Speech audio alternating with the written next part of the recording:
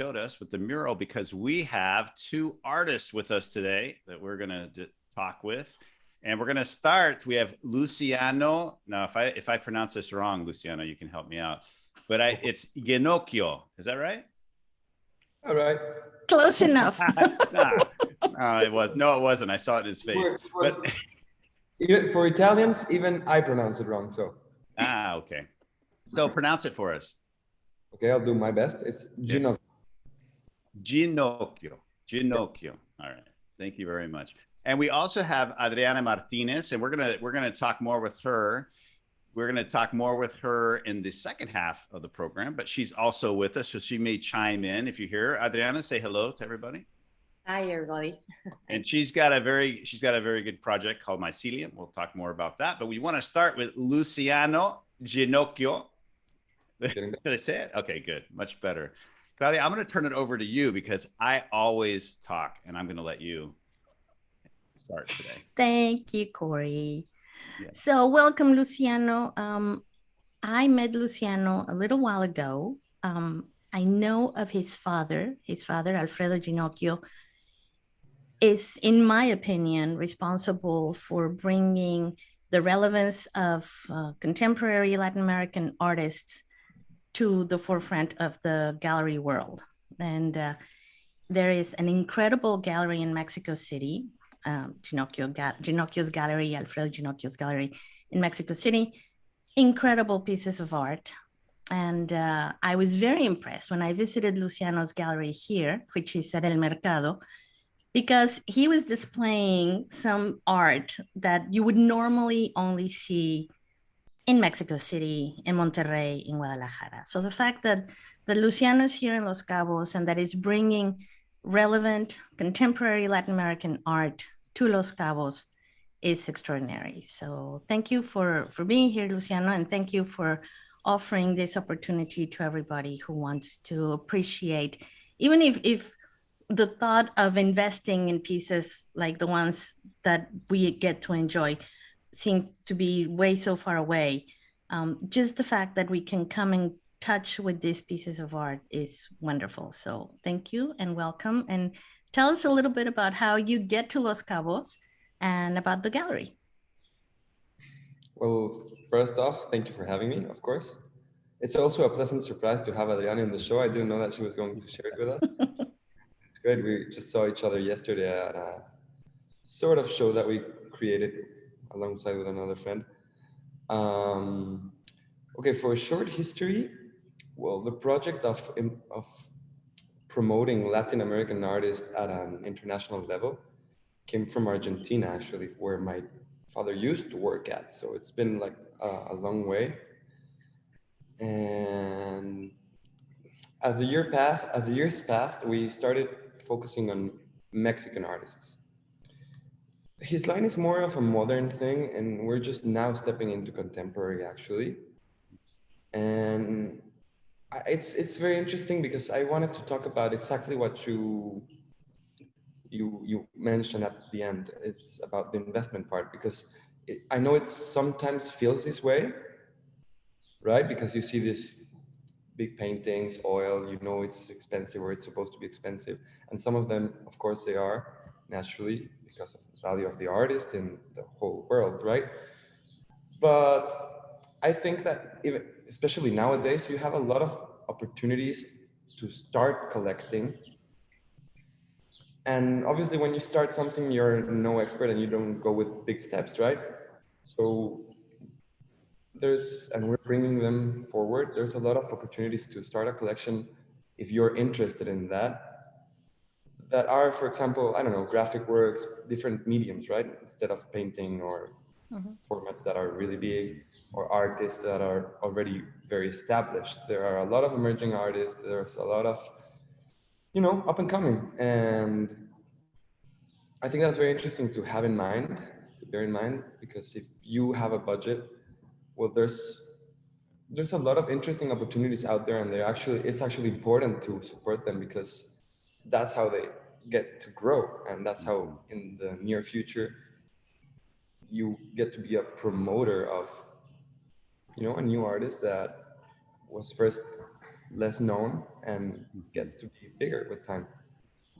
So Luciana, tell us how did you come to Los Cabos, or why did you choose? Because you're from Mexico City, and that's where your father's gallery is. And so tell us about how you got here and how long you've been here. Okay, I'll try to make it short. It's a fun story, actually, for me at least.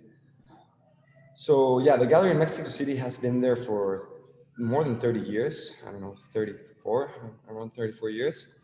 And I actually was in Buenos Aires, Argentina for a long time in the past 7 years. Oh, nice. I was practically born in the gallery, as I'm under 30 actually. So since I was a baby, I still remember how my mom and my dad went to the art fairs. I'm talking Dallas, I'm talking Argentina, I'm talking Mexico. And they actually used to, when I was very, very young, they used to take me with them and, just work around, and I was there just hanging and seeing and, surrounded by this. I literally learned how to crawl at the gallery.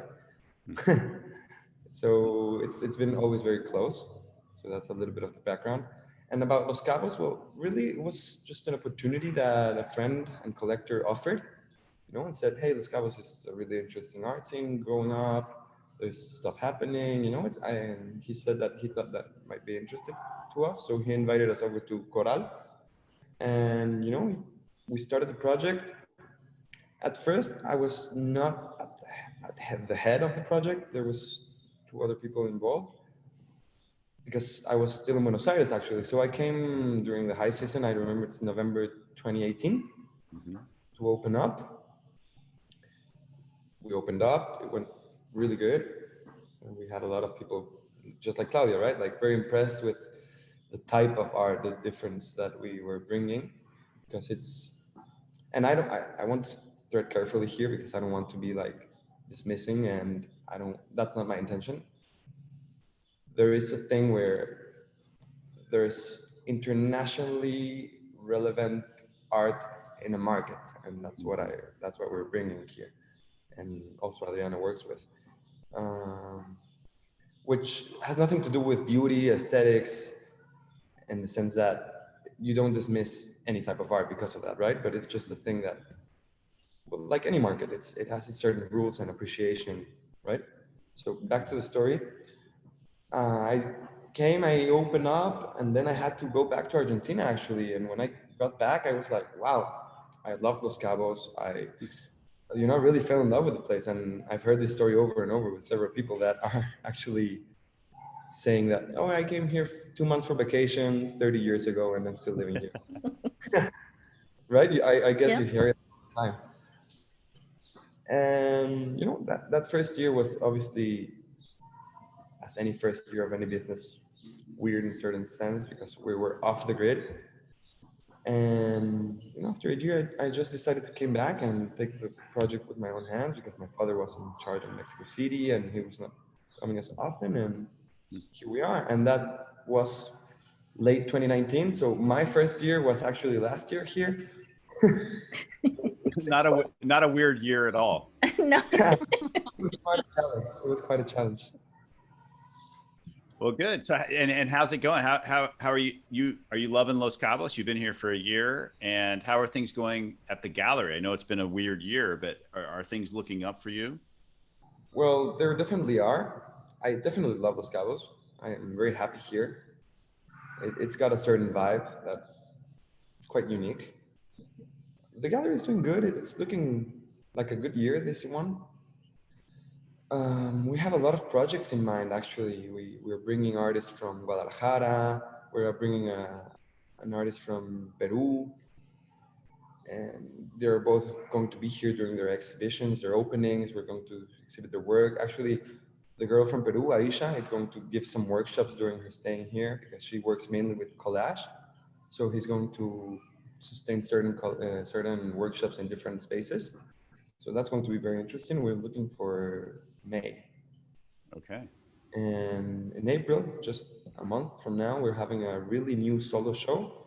Really cool, from an actually quite young artist. It's actually his first solo show, and we're giving it to him here. And I'm actually very excited because coming back to what Claudia was talking about, for example, his pieces could be considered not as expensive as he's quite new in his career, right? So it's not really about, at the end of the day, it's not really about how expensive a piece is. The main thing is that you love it and it talks to you, and you also understand where it comes from, right? Yeah. Two things, Luciano. Can you tell us about, because this is something that your gallery is doing that I think it's really fun.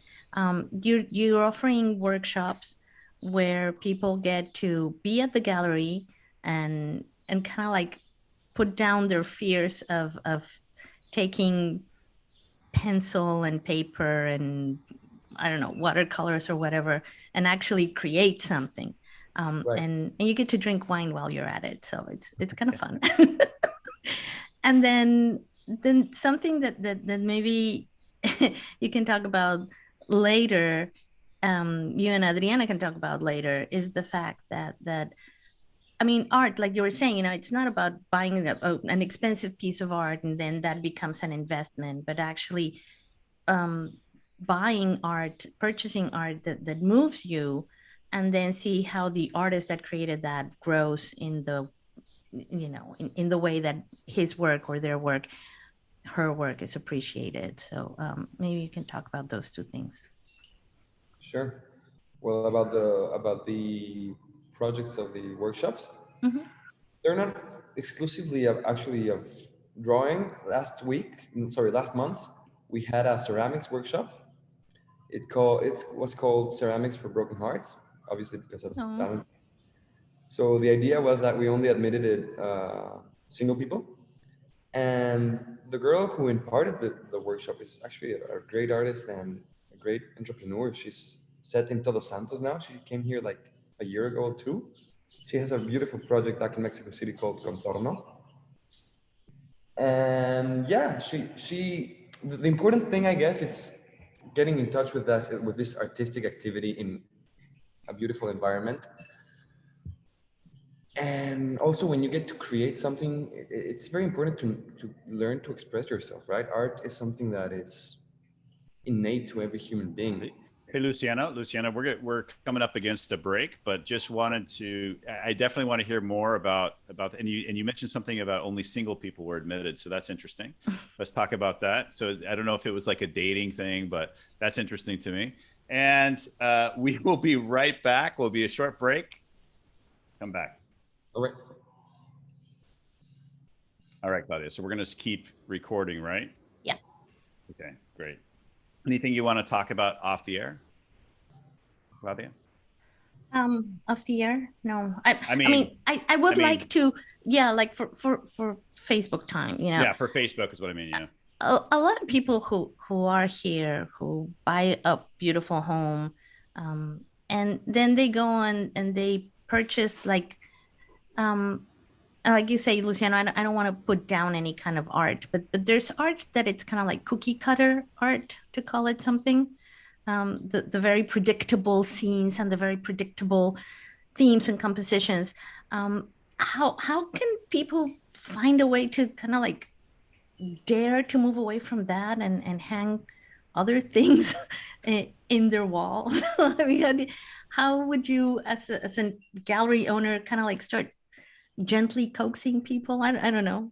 What's your take on that? As a gallery owner, if you're asking like that, I would gently invite them for a coffee at my gallery. And well, I don't know. I think to be honest, I think it's the other way around. It's just a thing that you naturally need and feel for. But of course, if you are not exposed to it, you would never feel that way, right? Then again, when it comes to liking something, there's no real rules. True. And the thing here also, like what you were saying before, like art is an investment, and it is a financial investment. Absolutely. And it is an emotional investment, because it is wonderful in the moment. Not everything is art, and what we see a lot around, it is decorative, and it is okay, but it is decorative. And to recognize art, you don't have to be an expert. You feel art, and you will feel it in your body, and it will create a reaction. Maybe you will love it, or maybe you will hate it, or maybe it will impact you in any way, but you will feel it in your body. And that, that's an amazingness about art, that it usually creates the curiosity, and it takes you to another spaces in your soul and in your consciousness. So it creates, a very interesting journey. And when you purchase art, that piece that moved you, it's going to be transforming you and the people that it's around in your house, or in the place that the art is. Yes. So I think that's a very interesting thing, and also like in the investment part, like right now in this moment in history, one of the safest investments, it's art. Yeah. Like kind of the biggest fortunes in the world, they have huge investments in art. So it's an extraordinary investment because it's something that you can see and appreciate and love and share. Yeah. And it's also creating patrimony. Absolutely. And it also, when you look at our world right now, and obviously inflation is going to come as the United States is just printing and printing money at some point. I mean, it's being talked about everywhere right now, and it hasn't really come yet, but at some point it is going to come. And art is something that can protect your level of wealth now, because it will also inflate as the fiat currencies get inflated. And art is something that you can invest in, like land, like gold, like silver. And that's but actually we have already the example of 2008 with inflate, with a real estate breakdown, that a lot of people lost everything, but art stayed.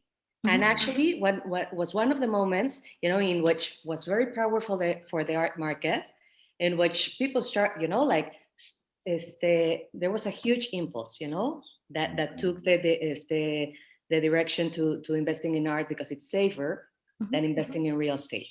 The worst, if you invest in art and it's a good investment, the worst thing that it can happen to you is that in X amount of time, it will cost the same. Plus you don't have to pay maintenance and, and taxes every year for, like predial and all that stuff. So it's a very interesting investment in my what a great angle. I never thought about that. I didn't realize in 2008 that happened, and it probably got a lot of people into the art world that had not been investing before. So that's very interesting. 2 years ago, before pandemic, in the United States invested more in art than in agriculture and transportation. Wow. That I can send you that reference in that link, because it's super interesting how sometimes we're not aware of the power of art and the power that the art has, in building community, and also in creating fortunes and abundance and finance. So it's very, very also the role of the person that supports art, like back during the Renaissance, where the Medicis were the big patrons, because even Da Vinci and all these guys, they were struggling back then. They weren't the giants that are perceived now. And it was the patrons of art that made this possible. And so nowadays, when everybody is looking for a way to create a legacy and to leave their mark, to support art, you become a patron at the end of the day. You're helping these people grow and enrich the world where we are. So I think it's kind of like a noble endeavor to actually support artists, and that's something else. Support and invest in alive artists. Exactly. Yeah. It really brings beauty to our world and much more texture to everything that we do. So I think it's great. I think we should go back, and let's go back into the radio show, Claudia. Okay. Unless you have anything else. And just before we do that, Luciano, we're going to finish your conversation with Claudia that you had. Also give you a chance to talk about the three pieces behind you. So we have about 5-6 minutes. we'll bring Adriana into the conversation after that, and we'll let her kind of talk about her project, and then we'll just let the conversation go how it goes from there. All right. And we'll have more time if we need it. On the other side of the break, we can have more Facebook Live, because this is where most people see the show anyway. So just so you know, there's a lot of people that see it here. So we'll get everything in. Yep, definitely. Okay. All right, so we're back. Welcome back to Cabomil News and Community Update in English with Korey Riggs and Claudia Velo. We are having a great conversation with Luciano. Oh no, here we go again. Ginnochio. And we also with Adriana Martinez.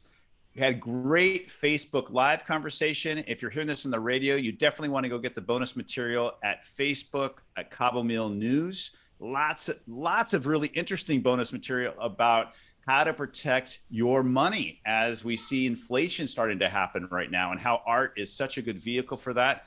Adriana brought up some things that I just learned about 2008, how a lot of people protected their investments in art. When they lost everything in real estate, art was the place to be. So lots of good information there. But Luciano, before we left for the break, you were telling us about some workshops and that only single people were invited. And that just kind of piqued my interest. What was that about? Well, just to wrap it up, that last workshop about the single people, it was not a dating one. It was the objective was more to get in touch with your feelings in a very specific way. The girl who imparted the workshop actually had a very interesting idea of, certain steps to get you into this, I don't know how to call it, sensitive state. You know what I mean? So this way you get to build this feeling where you get to express yourself. So the first off was getting to know someone that you didn't know, talk to them, and then drawing their face, like, doing an illustration face, just real quick, like a sketch. And from that, they passed into certain books and starting to read poetry to each other, and then trying to draw the poetry. And from then they just started with the hand building ceramic stuff. And well, basically, the importance of workshops it's not only, getting in touch with that artistic side ourselves, but also gives you certain appreciation of what you are seeing, of what an artist actually does, So once, I think it's great to get in touch with it. So you, after finishing it in 3 hours, you get a little thing and you see a lot of stuff that could be better. And then you look around and you see people who dedicate their lives to it and see how good they are at it. And you go like, wow, this is a real thing. This is a real job, and people tend to undermine that somehow. And that it's very important to value the very good. Well, Claudia, first of all, I think that's incredible how you describe that, and what a cool workshop. It sounds so fun. I definitely would like to go to something like that. We have one, actually, different ones for single people. Not comes that, but very interesting ones. And people that have boyfriends and girlfriends can come too sometimes. Absolutely. Or are married can come too. That was just the one. Art doesn't discriminate. It doesn't matter. So, Claudia, you were asking a couple of questions, and your second question was very interesting too. And I know Luciano wanted to get to it before our break. You asked the question. Actually, if I may, I just want to go back to the starting question, which is very important, and what Adriana was just talking about offline now. Yeah. Claudia said, we always have this idea of, I come into a gallery, I see very expensive things. That's like the bottom line. And the importance of collecting and supporting artists that are new, emerging, or artists that are already established that offer different types of art. It's interesting, and it's a nice way to get in touch with collecting and to start your collection if the piece talks to you. For example, and you asked about it, Korey, I have 3 pieces back behind me. They're all from the same artist. And the one in the left, it's an original one. It's oiled on canvas. And the other ones are serigraphs. Well, actually, the middle one is a lithograph and the other one is a serigraph. These are graphic works, meaning that they are reproduced in quantity, the same image. So this is a great way for an artist to get his aesthetic and his style known and available to starting collectors, young collectors that have obviously a smaller budget for art. So the difference in price between each one of them, it's considerable, right? And as you can kind of see, they're none of them it's less beautiful than the other. Actually, they are, as you said, from the same artist, the same style, different times. And if you are an emerging collector, you're new to it, and you feel that you want to support certain artists, this is, for example, an excellent way. Absolutely. That's great. Luciano, let's bring Adriana into the conversation now. Obviously, you're going to stay with us for the whole show. And just to say a little bit, I have a friend named Anna who invited me to a lunch, and she called me. I work in the foundation world, as many of you know. And part of what we do in our foundation is we want to support all types of foundations, a lot of with children's health, those sort of things, but also artistic foundations. And we have some donors that are specifically interested in that. So my friend Anna invited me to a lunch to meet Adriana Martinez. And it was, first of all, it was an exquisite lunch. So thank you, Adriana. It was incredible. The mezcal was incredible. The wine was incredible. And the food, it was just, I loved it. So I was very excited. And the conversation was very surprising as well. We got into every subject you can imagine. It turned very spiritual, kind of like it was almost like our conversation we had with Inutin. Is that right? Did I say that right? Inutin, yes. Inutin about 3 weeks ago. And we'll get into that maybe at the end of this conversation with Adriana. But Adriana has an incredible project. Adriana, welcome to the show. And we'd love to hear about Mycelium, is your project. Thank you so much. And thank you so much for having me. And thank you everyone out there listening to us. And, you know, it's very interesting how synchronicity works, and I love it.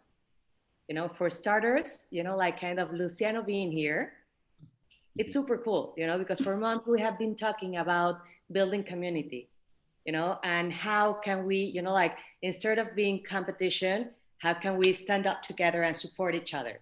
So it is a refreshing surprise, you know, to see him here, and as I saw him yesterday, and we didn't talk about it. And you know, it's very interesting because we both come from a cultural background. Luciano comes from you know, he was born in a gallery almost, and I was you know, my grandparents were part of the group with Frida Kahlo and Diego Rivera, Leonora Carrington, etc. That in that moment in history, they transformed Mexico through culture.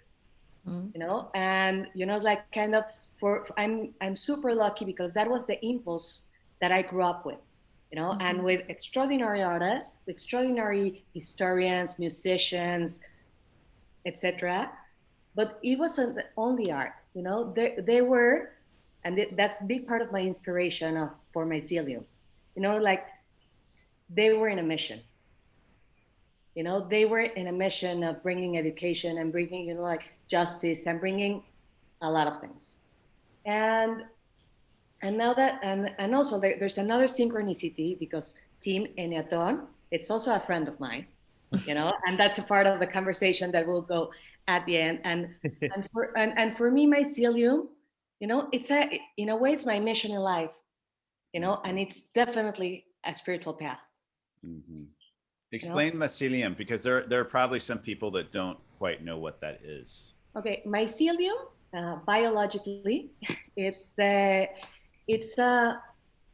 fungus. It's the biggest. It's like kind of the roots of the fungus. It's the biggest alive. I don't have the word. Yeah, the biggest organism in the world is a mycelium. I think it's in Oregon, right? Is that correct? It's like 60 square miles or something. It's an incredible thing. It is on, you know, all around the world, and it is under the soil, and it is mycelium connects life and creates life. You know, it is this fungus, you know, that it's like kind of the natural internet, that it's informing what is going on, and that it's connecting one plant into the other, you know, and the nutrients that one plant doesn't need, it takes it to the plant, to the other plants that need it. So it is like kind of always connecting and creating life. And when they get into a toxic space, like oils spread, you know, they tell the community, and they bring the ingredients to break down that toxicity and create life again. You know, so that's Mycelium. And I believe that it's amazing. And there, like right now, there are like so many things that are happening with Mycelium, you know, like from disposables to clothes to furniture to, you know, so many things that it's like really to psychedelics to lots of interesting stuff. Lots of interesting stuff, you know. And it's like kind of, I do believe that mushrooms, you know, it's like kind of, they come from another world and they're here in service. You know, Mycelium is not psychedelic, but it is creating life for us, and it's holding life for us, you know, for the, you know, for all the beings in this planet. So I think that that's absolutely wonderful and generous. So when I started this project, that it was founded in 2011 in Mexico City, I was with some friends, you know, and they were biologists and urbanists, and you know, like I always work, and I love working in a multidisciplinary way and in a multi-generational way. You know, like I do believe that it's very nourishing, and there's like what is the very, very nourishing, and different points of view, you know, are way stronger than just one point of view. So we were putting together the project and my vision. And a friend of mine, when I was making maps in the floor of my apartment, he told me, it's like, Adriana, what you want to create with art, it is what Mycelium does in life. So it was the perfect moment, because my lawyers were asking me for a name for the project, and I called him right away. I was like, kind of, it's Mycelium, you know. And so they sent it to Relaciones Exteriores, and you know, and we're officially Mycelium since 2011. Nice. And the vision of Mycelium is to transform the world through art, because art creates new ways of thinking, and new ways of thinking create new realities. I do believe that as human beings, we're here, and that our responsibility is to leave this place better than how we found it, and to enjoy it and to enjoy the process. And art is, you know, and art is amazing, it's extraordinary, but it has like this power in which it touches every soul of your beings, you know. It talks to your body, it talks to your mind, to your intellect, it talks to your soul, it talks to your emotions. So the transformation that we can create through art individually, and you know, and as a whole, it's fantastic. And you know, it's like kind of, and right now we're in a very interesting moment in history. You know, like we're going through, you know, the pandemic. You know, that in my point of view, it's a breakdown that always creates a breakthrough. So for me, it brings hope, because I do believe that it is a great opportunity to create a breakthrough and to create a new moment for life, you know, a new moment for life in which we can settle the path for a more conscious humanity, and also to give back, you know, and to give back to nature, you know, and to stop, you know, and to stop using nature just as a resource, but remembering that we're connected, that, you know, and to start taking care of it for us and for the next generations. Mm-hmm. So it's a beautiful vision in what you're describing and the way you're painting the picture, because Mycelium also, it breaks down when there's death, it breaks it down to give nutrients so more life can come out of that. And that's what's happening right now. The breakdown of the old ways is dying. And what you're talking about is this new way of being. And that's definitely coming. It's definitely coming. It's already in process. Totally. And here we have, maybe we won't be able to see it, but there's a piece that says Capitalism Is Dead. And then we have in our back, let's feel good. No, but it's like, yeah, capitalism is dead. Mm-hmm. You know, or in the form that it is, absolutely. In the form that it is, you know, it's like kind of, I am not, and I just said it and I was thinking, okay, maybe I'm going to make angry a lot of people, but it is not, you know, I believe in abundance. Mm-hmm. And I believe in abundance, and, you know, and living an abundant life, Mm-hmm. it rocks. And having a beautiful house and eating extraordinary food, you know, and, you know, living in luxury, it's amazing, you know, because it's abundance, you know, and also, you know, it's like kind of in this, you know, how in the spiritual way, you know, it's like kind of, there's no matter without spirit, and there's no spirit without matter, you know. So it's like kind of, it is only the time to start learning different ways. And it is not about not having money, it's the opposite. It's let's have tons of money, but how are we going to what are we going to do now with all this money, and how can we create it in a much more sustainable way, you know. And so that's in the part of capital, in that part of finance. I am someone that is in a way down to earth, in which I am here to transform the world through art, and I am into beauty and into light, because I do believe that right now is the time to transform through light, to transform through love, because we have already learned over all these millennia, that war creates war, and we're done, you know. And the only way that, you know, darkness goes away with light, you know. So it's important to start investing in light, and start investing in beauty, and start investing in these impulses. And it's one of the things that art creates. It transforms you. It's an extraordinary investment. You're creating patrimony. So maybe there's a path for a new economy, you know, because also when you're investing in art, you're activating the local economies in so many different ways. And there's this, you know, there's studies in Hendrick and Struggle and The Economist, and, you know, and UBS, and, you know, Harvard, et cetera, that backs up, you know, the things that I'm saying. And if you guys want, I can send some references. Yeah, that'd be great.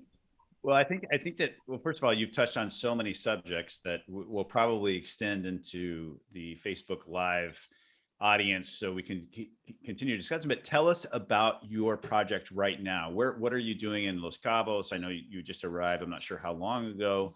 I know you've had some roots here before, but where are you with your Mycelium project right now, and what are you looking to do? Okay, I officially moved in December 2000. Well, in last December 2020, and right now with Mycelium, it's a cultural platform and an art gallery. It was founded in 2011, and we represent around 200 artists. And we also have a secondary market practice, in which we have access to Fridas, Diegos, and also like kind of a bigger scale of artists, like kind of modern Americans like Pollock or Rothko. Wow. And that's like kind of in the part of the business. We represent up and coming to super established artists. And the first project that in the business part, I curated a house in Maravilla with a colleague. And I realized that Los Cabos was ready for my market, you know, for the market was ready for the art that I deal.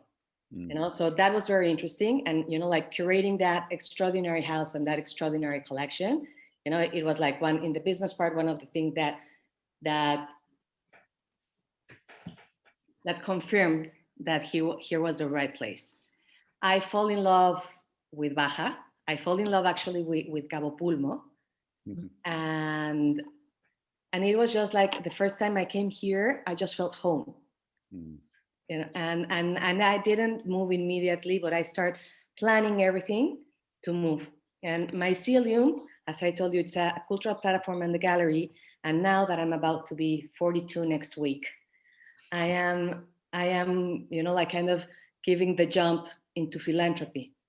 And I've been building this for a long time. And we are creating And we're in the moment of to create a transitory art museum in nature. Art residencies. And I made an alliance with Terra Habitus, that it's a conservation organization led by Lorenzo Rosenweg. That Lorenzo is an extraordinary man. He's in his late 60s. He was the founder of the Mexican Fund of Conservation, and he was a director for 30 years. And it's extraordinary, all the projects that they have done in Mexico and in Baja, like the work that they have done in Baja for decades. It's amazing. And Lorenzo is someone that is impeccable. UN gives funds to his organizations, and he's impeccable. And he's an expert in conservation. So right now we're creating a marriage, or a merge between art and nature. And it is it's basically what we're creating with Mycelium Foundation and Terra Habitus, and how to create interventions in nature, and how to transform from inspiration, and how to create funds, for local conservation projects through art. Wow. I feel, Claudia, it's interesting. When we spoke to Ginnochio, we kind of just asked one question and he just started speaking, and he spoke almost the whole time, and there was so much energy in it. And I feel the same way from Adriana. All these great things that you're talking about, and it's just creating such a beautiful vision, and it's very nice. Thank you for sharing that with us and your vision. One of the things we got into, because we have a few minutes left, and I want to give Luciano another chance here to get in here before the end. But one of the interesting things that you and I spoke about during our lunch, and this has to do with Ginnochio also, was was Kambo, which is the purge, and well, maybe you can talk about it because you've actually done it, and that's what got us into this whole thing. And we were talking about, I know Claudia was just talking about vaccinations and how you can get your immune system. Well, Kambo can help you with that as well. And I think that's interesting to look at the plant medicine side of things. Yeah, Kambo is amazing, and Kambo it's an Asian medicine that comes from the Amazon, and it's a substance that comes from a frog, from the Kambo frog, and this is a medicine that Ginnochio he provides it, and there's more people, but it's amazing how in these moments of transformation in the world and humanity, the ancient medicine is coming out, and the knowledge of plants and animals is coming out to help to shift the human consciousness. And Kambo, it's wonderful because it is not a psychedelic experience, but it's a very deep experience. It's a purge. And it's a purge of, that boosts your immune system, and it takes out all the things that your body doesn't need. And it's also a biochemical reset that allows you to create new neuropaths. Because sometimes, we're stuck into traumas or emotions, and that creates an addiction in our body. So we keep looking for that kind of situation that brings up sadness or fear, or and then we're looking the ways to create and to recreate our life, so we can have those substances. And Kambo, when you're purging, you have an intention, but it also takes away all the things that do not serve you any longer, physically, emotionally, and spiritually. So it's extraordinary. Actually, the first time I did it was here in Los Cabos. And I was, but I do believe that it comes the time and the person, because I was looking for Kambo for years, and it didn't happen for X or Y reason, and it happened here. And for me, it was a moment of starting a new life and starting a new chapter. And Cambo, was an extraordinary tool. Even and Luciano, it says a witness. For example, one of my goals was to lose weight. And I have lost like around 9 kilos, and my intention was there. And then, the right doctor came, the right treatment came, and of course, but the discipline and the will, it wasn't, and I didn't suffer, so it was amazing that something like tangible as losing weight happened. And of course that brought a lot of things into my health and into so many things. Well, Adriana, we're going to continue this conversation in our Facebook Live, so we'll let the audience there. But we're getting to the end of the show, and I just want to thank you very much for coming on, talking about Mycelium. We'll leave links for people at the Cabomil news page on Facebook, so people can get more involved in Mycelium. And Luciano, also, I just wanted to bring you back in and thank you very much. We have about 30 seconds. Any last thoughts you want to leave us with today? Well, there's two things that I thought about. 30 seconds is real small time. Yeah, it's small. But at the beginning of the conversation, I think that what Adriana means is that we're coming out of a dark era, and we're entering a second renaissance. I feel that way. I've been feeling this way for a long time. And I think it's important to keep investing in light, just as she said, in any way that is. And well, just as Mycelium works, there's tons of projects like this going all over the world in simultaneous. So actually, I was just invited to a project that's called Regenaissance, which is a new concept that some people are creating out there with art and all types of art, not only plastic art. So I think it's very interesting to bring this idea of global community and how every community can help other communities to grow. So it's bigger than just locally, but it works locally as well. So it's this coming back and forth that it's quite interesting. It's quite interesting. Well, here's what we're gonna do. We're gonna keep you guys over. We're gonna talk a little bit more on our Facebook Live, and we're gonna say goodbye to our audience that's listening to 96.3 FM. Thank you all. Join us next week. Claudia, any final thoughts from you before we say follow this show on Facebook Live, Cabomil News. It will be worth your while. Absolutely. And we will see you next week. Everyone stay safe. Thank you. Catch you next time. Thank you. Okay. All right. So we ended right on time. So anyways, now we can continue, and we're on Facebook Live. So no worries now. Actually, I actually have to leave right now. I just wanted to say thank you guys. It was such a pleasure to being with you here, to share with Adriana, to hear more about her project, because it never ends the depth, there's stuff that I didn't know about and I already knew about the project. So it keeps growing, right? It keeps growing, and I feel that's amazing. And yeah, just to close the idea that we were developing, at the end of the day, it's to do stuff that help you raise your spirits. That's the bottom line, I guess. And I loved what Adriana said when she saw you here, and it's the same spirit that I think exists in Los Cabos about people coming together. It's not a competition. It's everyone working together for the betterment of the community. Absolutely. That's what we've seen in the nonprofit world lately. And it's nice to see it in the art world as well with you both. And just thank you, Luciana, for being with us. And we'll keep Adriana on for a little bit, and we'll continue the conversation. Absolutely. The goal is to better the species. Exactly. Absolutely. Okay. Well, all right. Thank you. Thank you very much, Luciana. Bye, Luciana. So Adriana, we can finish here a few more minutes. What I don't know where we were where I cut you off. About the time being right for everything. I mean, things happen when the time is right.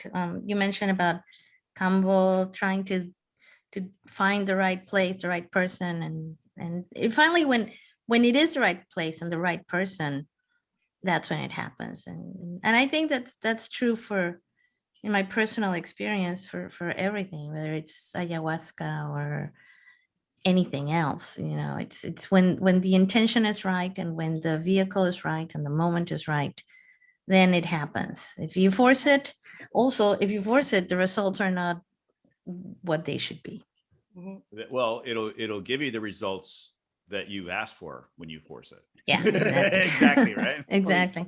But actually, it is for everything, because with Mycelium, like it was founded in Mexico City, and we were there for a while, and I was born in Mexico City, so it made sense. But after that, like I had this impulse of nature and art and creating community and transforming the world, da da da da da. So I started, like a nomad life, and I was for a while, for 2 years, in Tulum. And actually, I started my relationship with Tulum back in 2008 when I was living in New York. And it's such a beautiful place that I forced things because I wanted, to see what happened to a community that was building up if we introduced extraordinary contemporary art. We had the first residency there, and we had the first interventions in nature. We took the museum to a cenote, a piece of a museum into a cenote that's outstandingly beautiful, and also extraordinary art pieces into a lagoon. Wow. So it was beautiful, and it was, and from there, the idea of a transitory art museum in nature was born. Creating something that is not, creating this merge between art and nature. And as much as I learned in Tulum, Tulum wasn't the place. Mm-hmm. And I'm super thankful, but it wasn't the place. The interest of people in Tulum, it seems it's somewhere else. And I'm not, it is just somewhere else. Mm-hmm. And what for me is fascinating here, it is that I do believe that consciousness is here for art and for philanthropy. And there's a deep love for nature, and we're also so blessed, with this desert and ocean and the whales every day, and like everything is like so, it's so amazing. But like also like the humans that are here have much more awareness to create, a project of philanthropy through conservation and art. So it's also like the moment, like with Cambo, it wasn't the moment before with someone else. It was here, Mycelium, and to establish the foundation and the museum. It wasn't Tulum. And we also tried Careyes, and we also tried like different spots, and things were not flowing. And here, it's effortlessly, and with synchronicity, the pieces are coming together. Mm-hmm. So for me, that makes sense. That this might be the place. Yeah, well, wonderful. It's been amazing. Anything else, Claudia? I love. I think it's amazing. I want to continue the conversation, not on Facebook Live. Yeah. But I mean, I have so many ideas. I'm thinking back of when I was in Gilitla back in the 80s, and seeing, like these crazy structures growing but at the same time falling apart, and all these things that you're saying that are clicking. So yeah. And it's so interesting that you bring it, because that place was created by Leonora Carrington. It was. And Leonora Carrington, you should come to my apartment. We have Leonora's Carrington here. Her apartment's amazing, by the way. Yeah, and she's one of my inspirations and like kind of godmother. I had the pleasure. My father was very close to her back in the day. So cool. Yes. That sounds so cool. Yes, when you talked about that group, my grandfather was Claudia Velo, who created Estudios Churubusco. So. Okay, that's so amazing. Yeah. Synchronicity. We have to continue this conversation. Absolutely. All right. Well, let's let our audience go. And it was a great show. Thank you again, Claudia. Thank you, Adriana. And we will have you back, Adriana, for sure. Absolutely. And we will see everybody next week. Catch you next time. Okay.